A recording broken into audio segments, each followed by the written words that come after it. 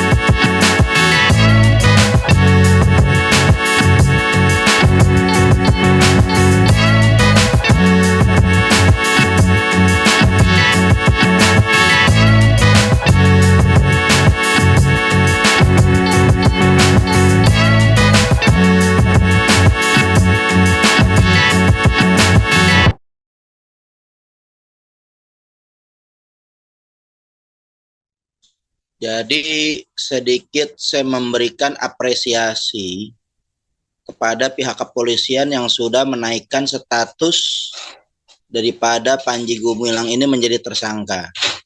Nah, buat saya tidak cukup hanya menjadi tersangka. Kalau sudah menjadi tersangka, apalagi berkaitan dengan pasal 156A, bukan 146, 156. Sorry, 156A saya ya. 156A ancaman maksimal itu 5 tahun penjara. Akan tetapi bukan dijerat dari pasal itu saja, dari pasal Undang-Undang IT nomor 11 tahun 2008 itu juga bisa dijerat 6 tahun penjara, karena apa yang dikatakan Panji Gumilang ini selalu ditayangkan gitu, selalu dimediakan, selalu memang disuarakan secara terbuka. Kesesatan-kesesatannya itu betul-betul disiarkan secara terbuka gitu. Artinya dia menggunakan media dalam hal ini untuk menyampaikan kesesatannya, bahkan penghinaan terhadap agama. Nah, itu bisa dijerat juga, itu apa yang dilaporkan oleh Ihsan Tanjung dari Forum Advokat Pembela Pancasila itu harus dilakukan penangkapan, harus ditahan, harus dipenjarakan. Karena kenapa? Karena untuk Panji Gumilang ini pertama tidak mengulangi perbuatannya lagi, yang kedua tidak melarikan diri, yang ketiga menghilangkan barang bukti. Dari apa yang kami catat, pernyataan 3 pilar, ada yang 12, kemudian di Front Pembela Islam juga ditambahkan karena aksi terakhir 5/12 itu sudah mencapai 17 poin. Termasuk ada dugaan pencabulan perzinahan. Nah, kemarin saya belum lama, malam Rabu di Catatan Demokrasi mendengar keterangan Ibu Leni Siregar bahwa ada tindakan-tindakan pidana asusila. Dan ternyata laporan-laporan itu Panji Gumilang ini sudah menghilangkan, ada dugaan sudah menghilangkan barang bukti. Sudah menghilangkan barang bukti. Maka kesempatan Panji Gumilang saat ini untuk bisa menghilangkan barang bukti karena tidak ditahan. Juga bisa melarikan diri karena 1.200 hektar. Bahkan sudah punya pelabuhan, punya segala fasilitas untuk melindungi diri. Bahkan polisi pun sudah melindungi oknum-oknum kemarin yang umat Islam demo itu. Sudah menjaga dengan ketat keamanan daripada pondok pesantren itu. Justru polisi-polisi itu berhadapan dengan umat Islam, berhadapan dengan rakyat. Kalaupun kita melihat ada 16 poin yang disampaikan, yang saya bacakan juga di catatan demokrasi. Di catatan demokrasi itu ada 6. Ada 16 catatan demokrasi saya baca di salah satu TV swasta itu ada 16 poin. Itu salah satu dari 16 poin itu sudah terlalu banyak. Itu adalah pengulangan-pengulangan daripada perbuatan Panji Gumilang. Halo? Lanjut, Sat. Lanjut. Silakan, Sat. Lanjut. Ya, jadi kita melihat ditunggu ketegasan aparat keamanan. Apalagi Mahfud MD sudah menyampaikan ada dugaan 289 rekening. Yaitu terhadap pondok pesantren, dan itu kita menduga ada dugaan pencucian uang dalam Al-Zaitun karena terlibat beberapa pejabat negara. Terlibat oknum-oknum pejabat negara yang boleh dikatakan hampir 2 dekade, 20 tahunan lebih ya. Ini Al-Zaitun sudah sangat meresahkan. Fatwa MUI juga udah jelas untuk bisa segera Panji Gumilang ini ditangkap. Pesantrennya dibubarin, disita sebagai aset negara. Bisa dikelola oleh MUI atau Kemenak, Kementerian Agama, ambil alih. Yang benar-benar Kementerian Agama ini ya artinya secara instansi, bukannya secara atas nama pribadi Yakut, karena Yakut juga terlapor, saya ngelaporin tuh dugaan penistaan agama tuh. Jadi udah sinkron. Kemenaknya sampai saat ini orang yang sudah tercatat terlapor dengan dugaan penistaan agama, walaupun sidang ya boleh dikatakan sidang dagelan lah ya kan, yang sudah jelas tindakan itu kita melihat karena unsur kekuasaan tidak terjerat. Nah, ini adalah presiden buruk, cermin yang sangat buruk buat kehidupan bernegara di negara Republik Indonesia ini, karena kita melihat Panji Gumilang sudah sangat terang-terangan menyampaikan kesesatan demi kesesatannya, bahkan sudah masuk ke tindakan penodaan agama. Ini tentu harus dijerat, jangan sampai terjadi ketidakadilan, karena kita melihat FPI saja itu nggak ada fatwa satu ormas pun FPI dinyatakan sesat, nggak ada satu fatwa pun FPI ini terlibat dalam aliran dana yang fiktif. FPI ini juga nggak tercatat sebagai kelompok-kelompok teroris, sangat bersih, clear dan clean. Tapi justru dibubarkan, ditembaki itu 6 laskarnya, kemudian rekening dibukukan. Nah, saat ini kita melihat pemerintah harus juga sama. Jangan sampai negara ini kalah dengan Al-Zaitun atau negara ini kalah dengan Panji Gumilang penista agama. Maka kita berharap untuk pemerintah secara tegas, apalagi Muldoko udah cuci tangan, walaupun rekam jejaknya ada gitu, ada rekam jejak. Saya punya video ketika terhadap pembelaan terhadap Zaitun, oknum-oknum yang seperti itu artinya sudah cuci tangan, artinya mereka udah melepas tangan, udah nggak ada yang backup lagi lah, nggak ada dekingan lagi lah Al-Zaitun untuk apalagi yang harus kita tunggu untuk bisa dibubarkan, kemudian Panji Gumilang ini ditangkap. Walaupun memang ada kepentingan politis sebagai tindakan hukum yang tegas, kita nggak peduli, yang pasti Panji Gumilang itu harus ditangkap, walaupun ada mereka tunggangin sikap ini adalah kepentingan politik, bahwa ada kubu tertentu yang menindak tegas daripada Gumilang, mencari simpatinya, silahkan. Mau urusan kepentingan politik, karena memang eskalasi politik sudah sangat tinggi, sudah sangat deras dan dahsyat ini menuju 2024, dan ini juga sangat riskan untuk umat Islam diadu domba, umat Islam dipecah belah dengan tindakan-tindakan daripada apa yang disampaikan oleh Panji Gumilang. Nah, Indonesia ini kita melihat sudah menjadi surga buat penista agama. Surga buat penista agama, sudah darurat penista agama. Karena Ahok aja itu sudah baru sekali udah di demo berjilid-jilid, kemudian berjuta-juta massa. Begitu juga ada aliran penistaan agama yang lain, itu dugaan terhadap penista agama Sukmawati, Victor Leskodat, Ade Armando, Denny Siregar, dan lain-lain itu sudah rame, sudah masuk dalam pelaporan. Yang kita tunggu rentetan-rentetan selain daripada mereka ini, Al-Zaitun kan udah lebih banyak. Panji Gumilang udah sangat menyesatkan dengan beberapa poin-poinnya yang saya bacakan ketika itu sudah cukup menjerat dalam sanksi administrasi, sanksi pidana, mungkin juga perdata, itu sanksi juga daripada hubungan sosial yang sudah betul-betul sangat mengkhawatirkan, terjadi pecah belahan yang sangat mengkhawatirkan. Ini harus segera untuk Panji Gumilang ditindak tegas untuk demi tegaknya keadilan. Dan jangan Panji Gumilang, sekaligus para penista-penista agama, pelapor-pelapor yang lain itu, Yakut, semuanya itu kita berharap juga untuk bisa dijerat. Mudah-mudahan rezim ini berganti.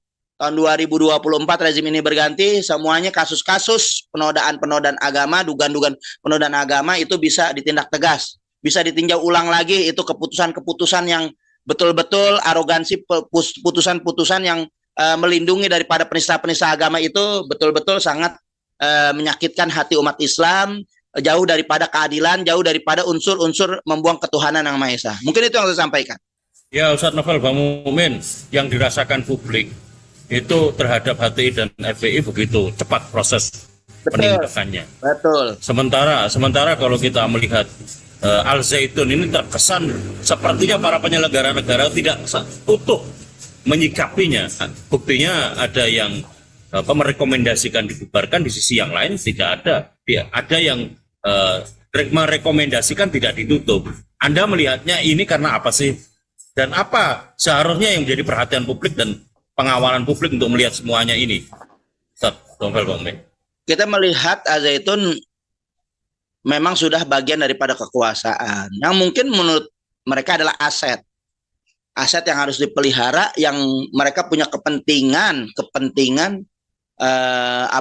politik untuk meraih simpati daripada kelompok-kelompok piaraan. Al-Zaitun ini dan Al-Zaitun yang lainnya, para pendukung penista agama itu adalah piaraan komunis, piaraan oligarki yang memang lebih condong kepada komunisme gaya baru. Itu kita sudah melihat, dan ini pesanan saya rasa sudah sangat kuat, diduga kuat. Ini pesanan oligarki yang memang harus melumpuhkan daripada sendi-sendi keislaman umat Islam yang sebenarnya harus mereka lumpuhkan. Dan salah satu Al-Zaitun adalah mereka mencoba melumpuhkan, yaitu Islam dengan cara yang yang menyimpang.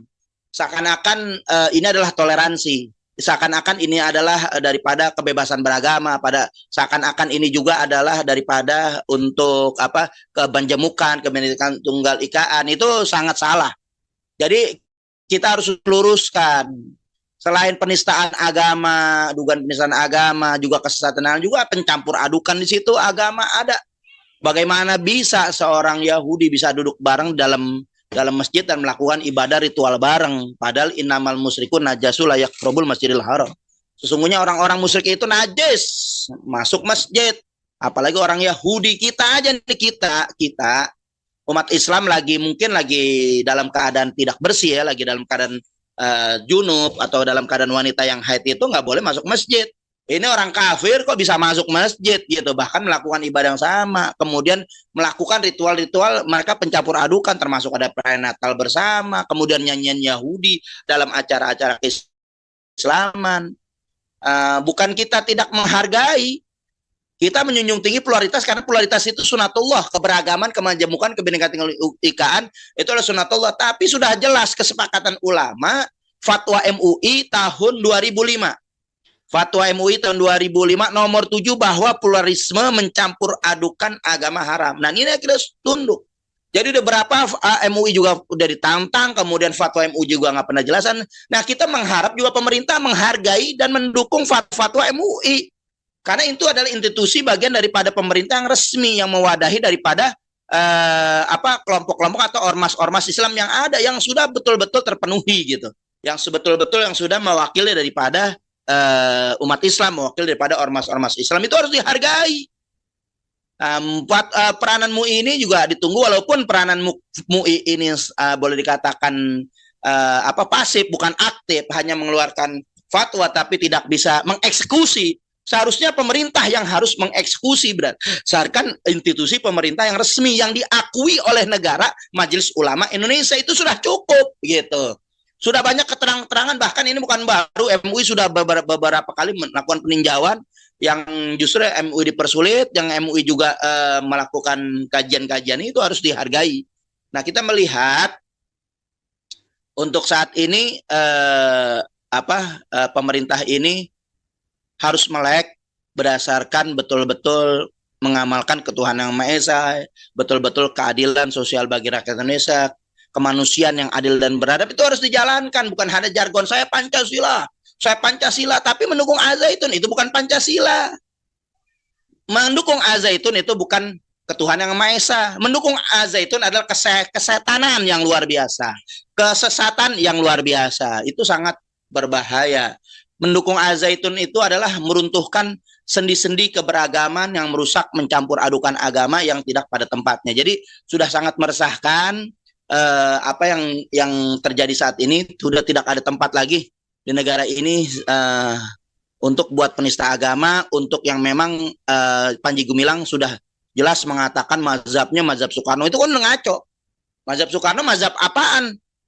Bukan ahli fikih, bukan orang yang ahli tafsir, bukan yang ngerti mantik, balago dan sebagainya, kagak ngerti. Bahkan bisa terjadi berbahaya. Mazhab Soekarno itu boleh dikatakan mungkin punya pemahaman nasakom gitu. Ini membangkitkan nasakom, nasionalis agama komunis. Ini adalah indikasi membangkitkan komunis, karena dengan jargon-jargonnya, dengan bermazhab daripada Soekarno, ini sangat yang dibawa untuk ranah-ranah agama, itu bukan tempatnya.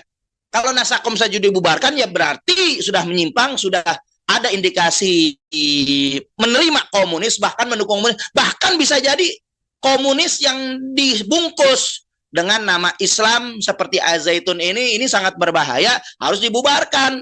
Karena memang sudah nasakom dilarang, komunis sudah dilarang. Artinya nasakom sudah dibubarkan, komunis sudah dibubarkan, Al-Zaitun yang bermazhab mungkin nasakom ya harus dibubarkan juga begitu.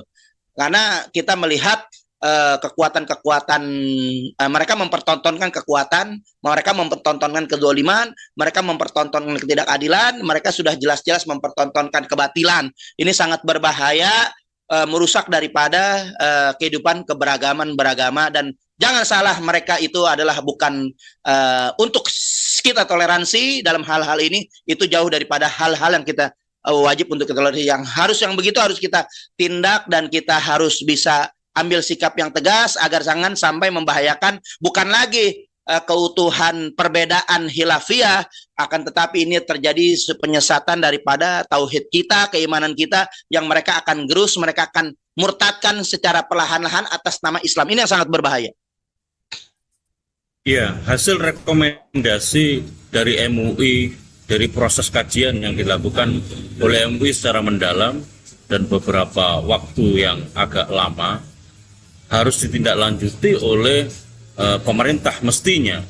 Menurut Ustadz Novel Bamukmin, institusi apa yang seharusnya menjadi leading sektor untuk menindaklanjuti hasil rekomendasi yang dilakukan oleh MUI, dan seberapa jauh Ustadz Novel Bamukmin melihat kinerja desakan dari hasil rekomendasi terhadap kajian-kajian yang dilakukan Al-Zaitun itu benar-benar dilakukan oleh institusi yang seharusnya menjadi leading sektor dari penindakan kasus Al-Zaitun ini. Seharusnya kita mungkin agak sedikit tercerahkan gitu ya, sedikit tercerahkan, karena Presiden Jokowi sudah menginstruksikan kepada dua menteri, Menko Polhukam dan Menteri Agama, untuk mengamati, menyelidiki tentang kegiatan daripada Al-Zaitun ini. Cuman sampai saat ini saya melihat nggak ada perkembangan kecuali ada Menko Polhukam yang sudah bekerja dengan baik atas instruksi daripada Jokowi, yang mudah-mudahan ini bukan hanya drama, ini bukan pencitraan, ini bukan untuk syarat dengan kepentingan politik untuk meraih simpati. Mudah-mudahan ini adalah sikap kenegaraan seorang yang beragama, yang sama-sama kita menjaga agamanya untuk bisa berbuat sikap yang tegas. Nah, kita belum ada sampai saat ini keterangan dari Kementerian Agama. Kementerian Agama untuk bisa mengambil sikap, bahkan kalau perlu membuat SKB 3 menteri, Menteri Dalam Negeri, Menko Polhukam, juga Menteri Agama itu membuat keputusan untuk pembubaran, pembekuan daripada Al Zaitun. Begitu juga aparat-aparat kepolisian sudah bisa menangkap daripada Panji Gumilang. Mudah-mudahan ada titik terang, tanpa takut mereka ini bisa memenjarakan daripada Al Zaitun. Karena kita melihat Habib Rizik itu baru hanya ngomong, saya baik-baik saja. Baik-baik saja. Dan nggak ada di dunia kasus COVID ini diperkarakan pidana, dikriminalisasikan, nggak ada kecuali di Indonesia. Ini kan sangat timpang. Saya baik-baik saja dituntut 6 tahun, divonis 4 tahun penjara. Dan FPI dibubarkan, laskarnya dibantai 6 orang. Yang ngebantai 6 orang, satu pun nggak ada yang dijerat penjara, nggak ada yang disanksi, nggak diberikan sanksi administrasi, sanksi skor, pemecatan, nggak ada. Bebas, murni itu orang-orang yang melakukan penembakan terhadap 6 laskar. Begitu juga rekening Habib Rizik dibekukan, keluarganya juga dibekukan, rekeningnya FPI juga dibekukan, bahkan Bang Munarman juga ikut-ikutan rekeningnya dibekukan. Kok saya melihat ini seperti ingat zaman komunis gitu ya, komunis. Karena waktu komunis dulu HMI dan Masumi dibubarin. Sekarang HTI dan FPI dibubarin. Dulu Buya Hamka ditangkap, dipenjarain, hartanya disita. Begitu juga sekarang Habib Rizik ditangkap, dipenjarakan, rekeningnya dibekukan. Dulu 6 jenderal yang dibunuh. Sekarang 6 laskar yang dibunuh. Kok percis gitu? Seperti zaman PKI. Kemudian juga muncul jargon-jargon daripada kadrun. Itu adalah jargon-jargon yang kita lihat di medsos ini cenderung itu kepada orang-orang yang memang PKI dulu bangkit lagi menjulukin kita umat Islam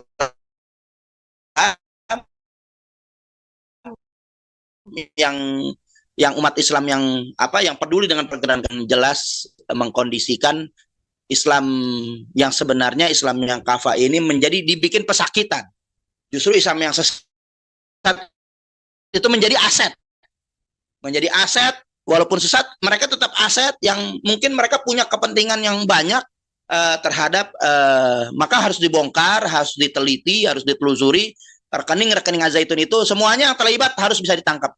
Diduga ada pencucian uang yang sangat luar biasa di dalam Al Zaitun itu, untuk bisa kita untuk kita bisa bongkar, seperti ada rekening-rekening ataupun ada aliran dana kepada Satgasus Merah Putih itu yang kemarin jelas ada terbukti novum baru untuk mengangkat kilometer 50, akan tetapi mentah lagi.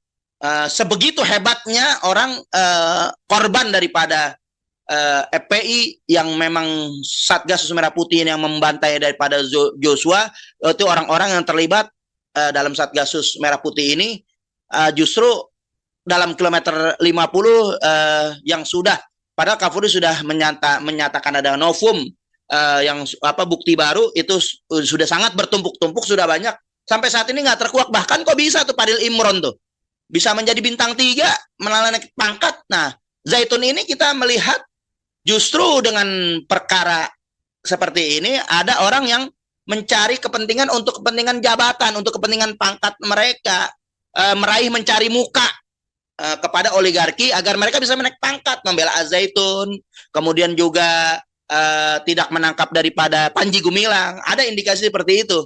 Ini kita melihat ada syarat dengan kepentingan politik. Ini kita lihat kepentingan umat Islam atau kepentingan memang kepentingan oligarki yang yang mencoba untuk memelihara daripada aliran-aliran sesat, memelihara daripada orang-orang penista agama, pendukung penista agama, oligarki ini apa yang berharap masih ada dukungan-dukungan terhadap komunis, dukungan kepada daripada apa koruptor, para maling-maling, itu harus ditangkap karena kita melihat orang-orang itu sekelompok yang mereka mengatakan saya Pancasila, Pancasila, tapi mereka menistakan agama, mereka mendukung kelompok penista agama. Akhirnya kelompok-kelompok penista agama kita melihat sudah berbahaya, bukan lagi orang-orang yang terindikasi komunis, bahkan orang-orang yang jelas keislamannya, kekiaiannya, termasuk apa ya, Yakut tuh, termasuk Yakut yang kita melihat justru dengan bendera mungkin daripada salah satu ormasnya sangat dekat,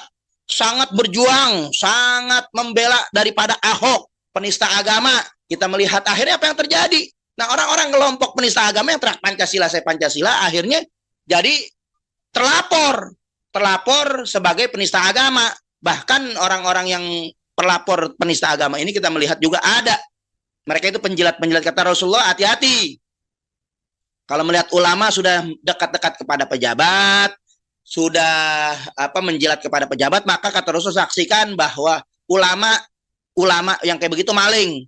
Maka kita melihat lihat luar biasa. Mereka sampai saat ini kemana itu?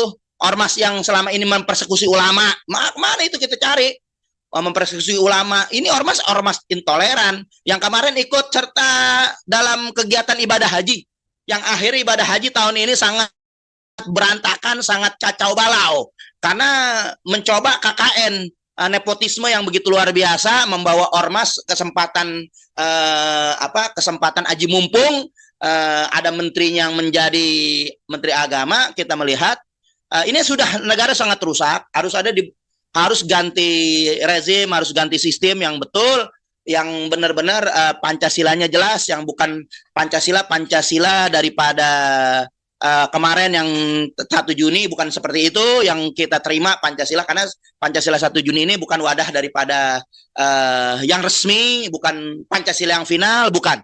Jadi orang-orang seperti itu akhirnya kita melihat terjerat kelompok-kelompok ulama ini terbagi dua. Akhirnya ada ormas yang nggak pernah tegas terhadap aliran sesat, justru ormas itu membakar bendera tauhid, membakar bacaan tauhid, mempersekusi ulama, membela penista agama, kemudian jadi satpam gereja, kemudian juga menjadi yang doyan dangdutan, katanya ormas Islam. Akhirnya kelompok-kelompok mereka yang ulama-ulama yang kata Rasulullah maling, akhirnya menterinya kemarin jadi maling. Kemudian daripada profesornya, rektornya maling. Kemudian ketua umum partainya jadi maling. Bendahara maling. Jadi negara ini negara maling yang kita melihat ada oknum-oknum yang justru berlabel ulama, ormas Islam, berkelompok menjadi maling gitu. Menjadi maling, akhirnya negara ini mereka nggak peduli. Mau runtuh dengan kesesatan terhadap penistaan agama, kesesatan mereka nggak peduli. Bagaimana mereka meraih jabatan untuk melampiaskan daripada hawa nafsunya, untuk memperoleh kepentingan perutnya, saudara, kepentingan kelompok ini sangat berbahaya. Sehingga ini menjadi perhatian buat kita bahwa inilah rezim yang saat ini adalah rezim yang betul-betul sangat memprihatinkan. Rezim yang sangat betul-betul meresahkan umat Islam, rezim yang betul-betul sangat berbahaya untuk keutuhan bangsa Indonesia. Itu mungkin yang bisa saya sampaikan.